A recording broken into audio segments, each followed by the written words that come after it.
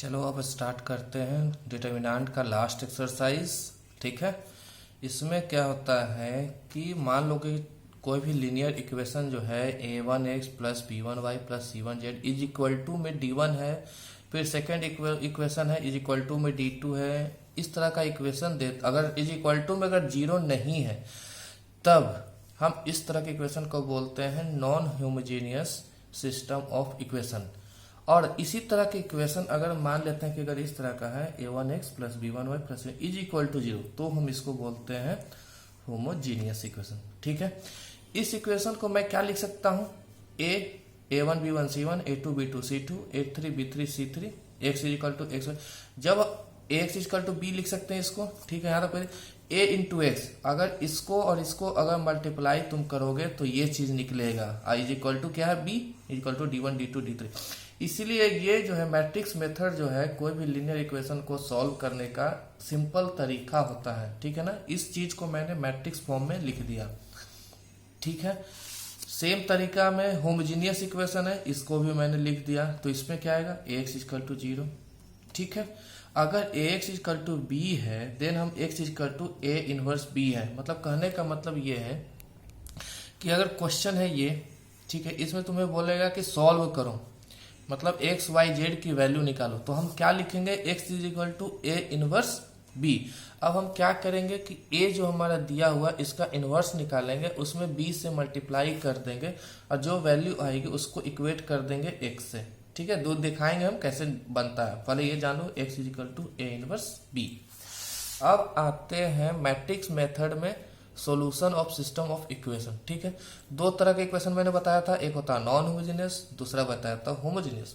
जब non homogeneous आएगा मतलब इक्वेशन होगा x इक्वल टू b, और अगर होमोजेनियस आएगा तो इक्वेशन होगा x equal to zero. x equal to b मतलब नॉन होमोजेनियस रहेगा तो दो तरह के इक्वेशन होते हैं, एक होता है कंसिस्टेंट और दूसरा होता है इनकंसिस्टेंट। कंसिस्टेंट दो तरह के होते हैं, एक होता है यूनिक सोल्यूशन, यूनिक सोल्यूशन मतलब वन सोल्यूशन। एक होता है कंसिस्टेंट में इनफाइनाइट मेनी सोल्यूशन। ठीक है, ध्यान देना, दो तरह के सोल्यूशन होते हैं, एक होता है कंसिस्टेंट सोल्यूशन, एक होता है इनकंसिस्टेंट सोल्यूशन। कंसिस्टेंट में दो भाग होते हैं, एक होता है यूनिक सोल्यूशन, एक होता है इनफाइनाइटली मेनी सोल्यूशन। अगर डिटर्मिनेंट a, कोई भी मैट्रिक्स दिया हुआ है यहाँ पे a, इसका डिटर्मिनेंट अगर जीरो नहीं आता है तो हम बोलेंगे कि इसका जो है कंसिस्टेंट सॉल्यूशन है। कंसिस्टेंट एंड यूनिक सॉल्यूशन, कभी भी जब सॉल्यूशन लिखना रहे, कभी भी अगर क्वेश्चन पूछा रहे कि ये कंसिस्टेंट है कि इनकंसिस्टेंट है, तो इस तरीका से चेक करेंगे। Mod determinant A not equal to zero अगर है तो कंसिस्टेंट। कंसिस्टेंट में कौन सा सॉल्यूशन, कंसिस्टेंट में यूनिक सॉल्यूशन। ठीक है, अगर डिटर्मिनेंट उसका ए अगर जीरो आ गया, ठीक है, तब दो कंडीशन आते हैं। अगर डिटर्मिनेंट जीरो आ गया तो हम उसका adjoint a into B check करेंगे, और अगर ये भी जीरो आ गया तो हम बोलेंगे कि इसका इनफाइनाइट मेनी सोल्यूशन है। और अगर डिटर्मिनेंट a जीरो आ गया और adjoint of a into B not equal to zero आ गया तो इसको बोलेंगे नो सोल्यूशन। नो सोल्यूशन जो होता है वो इनकंसिस्टेंट सोल्यूशन होता है, लेकिन यूनिक सोल्यूशन और इनफाइनाइटली मेनी सोल्यूशन जो है वो कंसिस्टेंट सोल्यूशन होता है। ठीक है, फिर से एक बार और रिपीट करता हूं मैं, अगर डिटर्मिनेंट a अगर नॉट इक्वल टू जीरो आ गया तो हम सीधा सीधे लिख देंगे कि कंसिस्टेंट है, यूनिक सोल्यूशन है। ठीक है, अगर डिटर्मिनेंट ऑफ a अगर जीरो आ गया तो हम चेक करेंगे कि एडजॉइंट a इंटू बी क्या आ रहा है। अगर एडजॉइंट a इंटू बी जो है जीरो के बराबर आ गया तो हम बोलेंगे कि इनफाइनाइट मेनी सोल्यूशन है इसका। अगर adjoint of a into B not equal to zero आ गया तो हम बोलेंगे कि नो सोल्यूशन है, इनकंसिस्टेंट। ठीक है, अब आते हैं होमोजेनियस सोल्यूशन। होमोजेनियस सोल्यूशन दो तरह का होता है, यहाँ पे तीन तरह का बताया मैंने, एक दो तीन, unique solution, many solution, no solution. Homogeneous solution जो होता है दो तरह का होता है, एक होता है ट्रिवियल सोल्यूशन, एक होता है नॉन ट्रिवियल सोल्यूशन। अगर डिटर्मिनेंट a का नॉट इक्वल टू जीरो है तो हम बोलेंगे trivial solution and has only unique solution.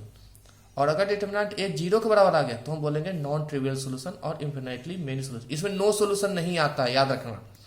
जैसे इसमें क्या था नॉन होमोजेनियस में कि नो सोल्यूशन का भी था, लेकिन होमोजेनियस में क्या है कि नो सोल्यूशन का ऑप्शन नहीं है, या तो यूनिक होगा या तो इन्फिनिटी मेनी सोल्यूशन होगा, या तो ट्रिवियल होगा या तो नॉन ट्रिवियल। अगर नॉन ट्रिवियल होगा तो मेनी सोल्यूशन होगा, अगर ट्रिवियल होगा तो यूनिक सोल्यूशन होगा।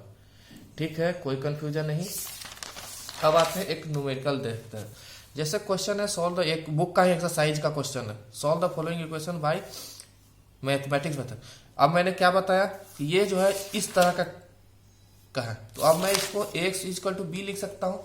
अब a लिख दिया मैंने, x लिख दिया, b लिख दिया। a कहाँ से लिखेंगे, 3 2 4, 3 2 4, -2 1 -3, -2 1 -3, 3 -1 2, 3 -1 2, ठीक है। x लिख दिया, b लिख दिया, ठीक है, कोई दिक्कत नहीं। अब आते हैं x equal to B, x equal to a inverse b। A inverse अगर निकालना है तो सबसे पहले हमको डिटर्मिनेंट चेक करना होगा। डिटर्मिनेंट चेक कर लिया, क्योंकि ये अगर 0 आ गया तो ए इनवर्स नहीं निकलेगा, फिर इसका सॉल्यूशन कैसे निकलेगा। अगर यहाँ पे डिटर्मिनेंट 0 आ गया तो हम इस इक्वेशन पर अब फिर चलेंगे, एडजॉइंट ए इंटू बी भी चेक करेंगे अब, ठीक है। समझ में आ गई बात। यहाँ पे अगर डिटर्मिनेंट ए अगर 0 आ जाता है फिर इस पे चलेंगे। अगर क्वेश्चन वैसा पूछ रहा है तब, अगर क्वेश्चन अगर पूछेगा कि नो सोल्यूशन है कि मेनी सोल्यूशन है, तब उस केस में, इसमें तो सीधा बोल रहा है कि एक्स की वैल्यू निकालो, ठीक है। A inverse adjoint A by mode A, adjoint A निकालना तुमने पहले ही मैंने बता रखा था, निकाल दिया। ए इनवर्स निकाल दिया मैंने, ठीक है, ये सब चीज जानते ही हो तुम। ए इनवर्स निकल दिया। अब क्या करना है, ए इनवर्स निकल गया, उसमें बी से मल्टीप्लाई करना है। ये है B matrix, A inverse into B, A inverse ये हो गया, बी ए हो गया, तो इसको सिंप्लीफाई करोगे तो आएगा x इक्वल टू 1 2 3, ठीक है, 1 2 3। अच्छा ये ध्यान देना, ये कितने बाई कितने का मैट्रिक्स है, 3/3। ये कितने बाई कितने का मैट्रिक्स है, 3/1। तो जो हमारा मैट्रिक्स निकलेगा वो कितने बाई कितने का निकलेगा, 3/3, 3/1। तो 3/1 का मैट्रिक्स निकलेगा, यही है 3/1 का मैट्रिक्स, ठीक है। तो x का वैल्यू 1 2 3। बस आज के बाद डिटर्मिनेंट खत्म हो गया है।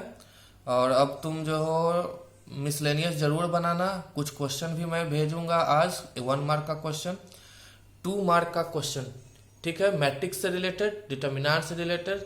उसके बाद मैं सीबीएसई का क्वेश्चन भी भेजूंगा, पिछले 3 साल का मैट्रिक्स और डिटर्मिनेंट से रिलेटेड। ये सारे क्वेश्चन जो हैं तुम्हें संडे या हार्डली मान के चलो मंडे तक बना लेना है, ठीक है। ट्यूसडे को अगर कल तक अगर बना लेते हो तो मंडे को टेस्ट हो जाएगा, अगर मंडे को बनाते हो तो ट्यूसडे को टेस्ट होगा, ठीक है। बाकी देख लेना कब देना है। चलो।